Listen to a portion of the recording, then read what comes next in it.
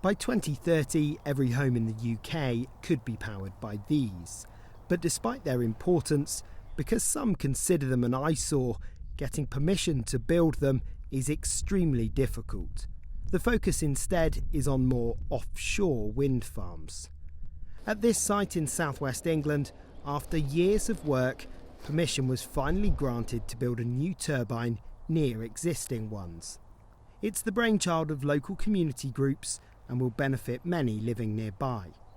Andrew Garrad is one of those involved.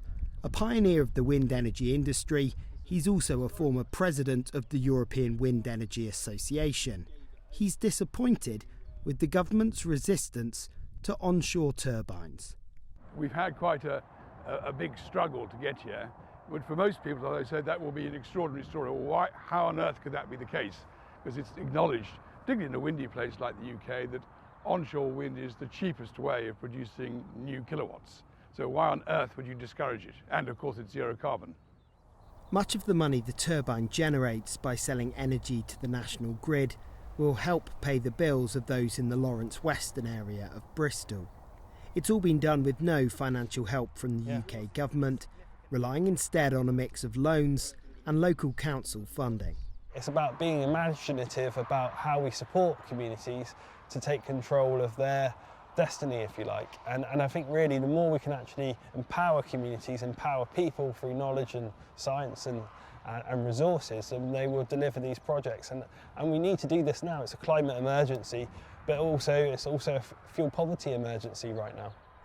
The green energy company Ecotricity know all about the challenges of building turbines. They built their first one back in 1996, but since then government policy has shifted to make things much harder.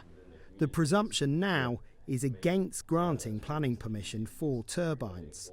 It's the cheapest, cleanest, fastest form of energy available to us, all three of those things. Solar alongside it is equally clean, fast and cheap.